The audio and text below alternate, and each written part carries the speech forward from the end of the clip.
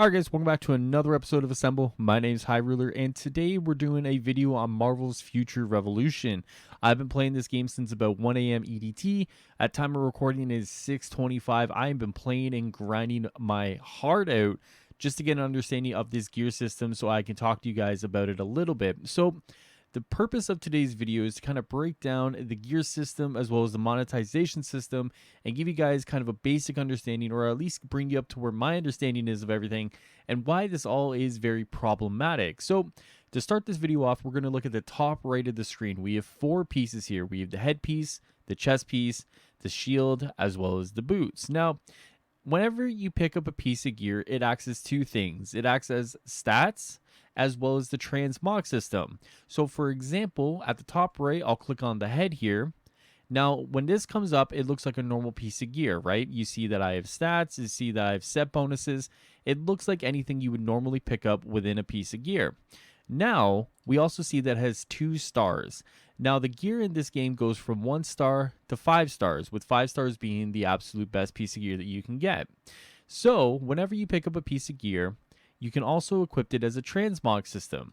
So when we open the customization system, we can see that I have the piece of gear here and it changes the look of my character. Same thing for the chest pieces, same thing for the shields, and same thing for the boots. When we start looking at the themes, you can see that there's a lot of different options here. You go into the modern, you go into New Stark City, you go into Xanderth. You know, the point being is that there is a lot of different customization pieces within this game, right? So that is the good part, right? If you want to be able to customize your character to the full breadth of your imagination, there is a lot of ability there to do it. The downside of that, though, is the monetization system and how it all ties together with the gear system. So we're going to talk about a few things within the storefront. We're going to talk about the bundles, and then we're going to talk about the Marvel's Avengers Endgame costume bundle.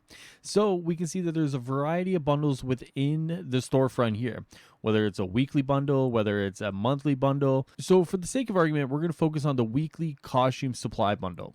So as you can see here, you get 3 things within this bundle. It's for $4, and you get a 1 to 3 star costume box. You get 3 of them. So you open it up and you see that it's a 1 to 3 star costume can be acquired at a set rate. Now, when you look at this, you might think, oh, it gives you the full costume. Well, in actuality, it only gives you 1 piece. So the problem with that is that it gives you all these different pieces and you have to mix and match. And maybe you don't get the piece that you want, maybe you do. And there's an issue with kind of like having to upgrade your gear at that point. And essentially what you're doing is you're normalizing a pay to win scenario. I can go into the store, I can buy all these different boxes, these bundles, and instead of playing the game, I can basically just kind of play the market and get a good character. Similar sense if I look at the Omega Future membership. Now, when I do the Omega Future membership, I have 28 days of things that are being given to me. So for example, when we look at this, it's a 3 to 5 star costume, Omega card, or core can be acquired at a set rate. So basically what they're saying is if you use the membership or if you use the marketplace, you have a chance at getting a better character just through buying the membership. Now let's look at the Endgame Captain America costume bundle. Now this is what I thought was most troubling. So at time of recording, it now says it is $44.99. When I had originally played the game, and I'm going to include a screenshot in here, you can see that it's at $62.99 as of that moment. It's interesting that the price has already fluctuated. I don't know for what reason, but it is very interesting. So for this right here, you're able to get the 4 pieces of the endgame set, all at 4 stars, which means it's a pretty good set right there. And honestly, the rest of this, I don't really think matters, right? The unstable convergent particles, the stable convergent particles, the crystallized convergent particles, none of that matters. You can find that out in the open world of the game. What you're really buying this for is these 4 pieces. And yes, while it may look nice, the problem with this is that it's just plain pay to win. I can basically go and buy this costume and I'm already super strong without really having to play the game at all. So the Game Informer article that came out, basically it said that for anyone who buys these things, if they don't know how to play the game, they're not going to have an advantage. The problem with that is, if you don't know how to play the game, why are you buying these things in the first place? And based on my experience with the game tonight, it's nothing revolutionary. It's not like there's any sort of trick mechanics at play you're basically just playing the game as a normal mobile RPG and you're just going through the motions a lot of the time.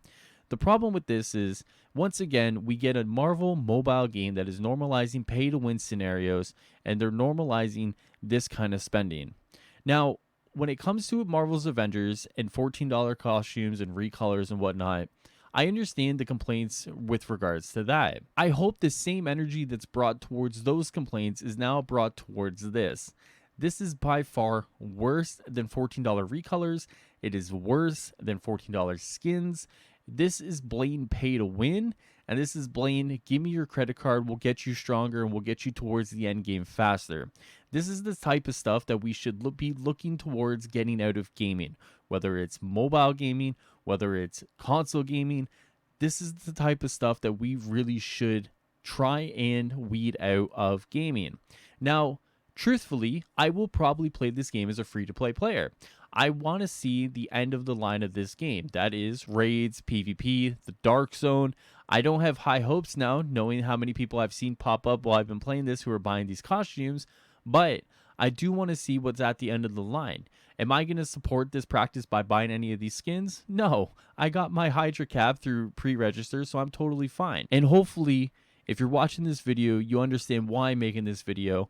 And honestly, if you choose to buy these skins, if you choose to spend money on the loot boxes, I'm not going to come raining down on your parade. It is your choice with your money and your wallet. But I hope you understand that I'm making this video for a point, and I hope that you listen to this and you understand that blatant pay to win in video games takes out the fun and the merit of you actually acquiring the power through gameplay.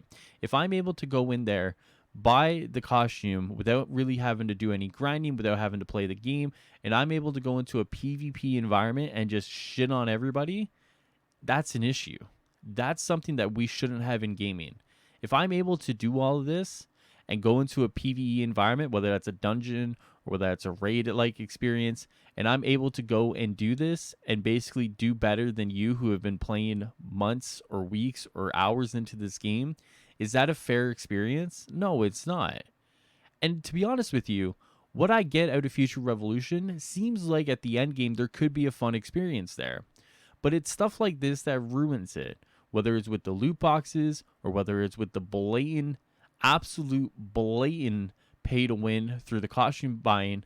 I just would like to see this stuff be gone from gaming. I understand that this video may not do much. I understand that this stuff has already been set in stone, but I hope that there is something to be said here by not just me, but you guys as well. And we can look towards hopefully a future where we don't have to deal with pay to win experiences in our games. Now, with that being said, thank you guys so much for hanging out in the stream last night. Thank you guys so much for watching the video. I will be playing more Future Revolution on stream. Like I said, I want to see what's at the end of the line here, but that remains to be seen. I'll see you guys next time here on the channel. Enjoy the rest of your day. See you guys later.